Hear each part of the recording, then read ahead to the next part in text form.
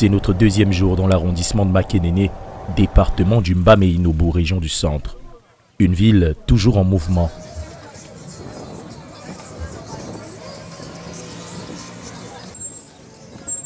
Mais notre prochaine destination est à peu près à une quinzaine de kilomètres d'ici. Cap sur le petit village de Nyonné, une petite bourgade où, comme dans beaucoup d'autres dans cet arrondissement, l'activité phare est l'agriculture. Nous rencontrons Victor, un cacaoculteur du village. Fait. Mais ça va très bien. Mais vous voyez, c'est comme ça. Travail dur. Très dur, très dur. Mais apparemment, c'est comme si le prix du cacao a un peu abaissé, non? Ça a baissé. Bon, tout récemment, on vendait le kilo à 1300, 1200, 1100 francs. Donc aujourd'hui, là, c'est 2000 francs le kilo. Donc on se bat. Dis-moi, tu t'en sors, la route, c'est pas trop compliqué pour aller... Pour la sortie de la route, c'est très compliqué. Parce que tu as 25 kilos de cacao. Pour sortir avec ça sur le marché, tu dépenses 2000 francs pour le transport, aller et retour. Et 25 kilos de cacao, ça peut te rapporter combien? Si disons, prenons 2000. Oui.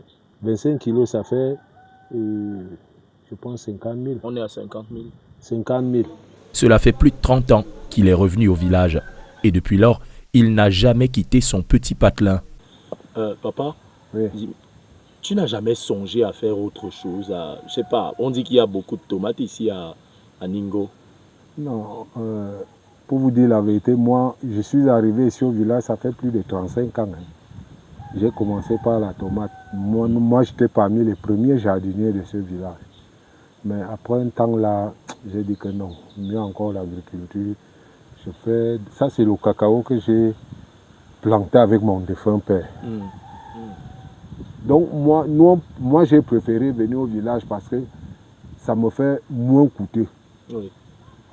Je ne dépense pas trop au village comme en ville. Même s'il préfère la vie ici à celle de la ville, l'existence à Ningo est loin d'être un long fleuve tranquille. Et ce sont les voix autorisées qui nous parlent du calvaire des populations. Le porte-parole du chef traditionnel de cette localité nous reçoit. Bon, on est chez vous. Notre village, vous savez que le trouble qui était en 60 là, oui, les gens étaient partis en ville, non? Oui, après les multi-partis, ils sont encore rentrés au village en 90. Oui, c'est en 90 que les gens ont décidé de rentrer au village. Mais on a rencontré certaines personnes qui nous disent qu'elles ont des difficultés pour l'évacuation sanitaire. Est-ce que vous avez un centre de santé ici? Non, il n'y a pas encore un centre de santé. Pas de centre de santé? Difficile à croire. Pour Sa Majesté Mbendo Mobia Rodrigue, chef de la communauté Mobia, que Ningo ait au moins un conseiller à la commune de Makénéné pour pouvoir souvent présenter des projets pour le village de Ningo. Comme par exemple, comme je vous parle là, nous sommes en pleine construction du foyer. Nous avons commencé la fondation. Alors, si nous en avions quand même un conseiller, il pouvait déjà présenter ce projet là-bas pour que la mairie nous aide dans ce sens. Même au niveau du forage, c'est vrai que nous avons 2 forages. S'il y en a encore... C'est pas suffisant, dis-le. Oui, s'il y en a, c'est pas insuffisant. Donc s'il y en a 3, 4, ça serait un peu plus meilleur encore. Un conseiller municipal, pourquoi pas? Ce serait utile aussi à Kindinjabi, où nous nous rendons. Nous rencontrons des habitants. Je me demande bien où ils nous conduisent à travers cette épaisse broussaille. Ce bâtiment fantôme, c'est le CETIC de Kindinjabi. Si l'extérieur laisse penser à une maison hantée, l'intérieur est loin d'être reluisant. Ici, c'est le CETIC de Kindinjabi qui a été créé en 2012.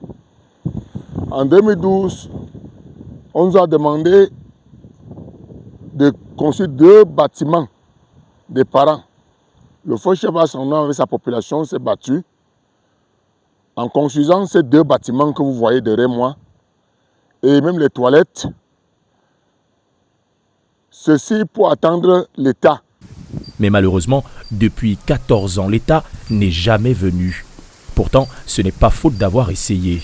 Ce que nous souhaitons, c'est qu'il faudrait automatiquement que cet établissement voit le jour. Puisqu'on a beaucoup de risques de transport des élèves qui quittent ici Makenene au lycée technique.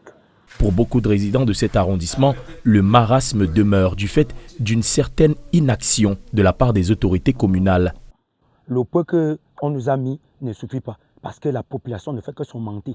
Ntonga est en train de grandir, les gens qui de Ntonga viennent ici. Les gens quittent de Makenene pour venir puiser l'eau ici en Dé.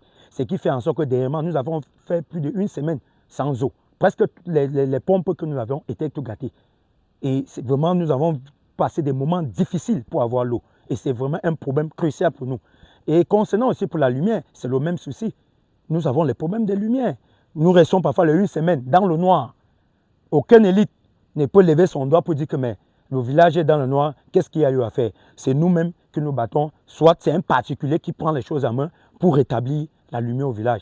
À ma connaissance, depuis je suis à 3 à 4 ans, je n'ai jamais reçu le maire ici, le défunt maire dans ce village. Et maintenant, on a le nouveau. On espère au moins que peut-être grâce à vous, ils vont penser à nous. Parce que même le maire ne sait pas si nous existons, alors que nous travaillons pour le maire. Ndé, Djabi, Nyonne, 3 localités, un arrondissement pour un même cliché, pas toujours joyeux.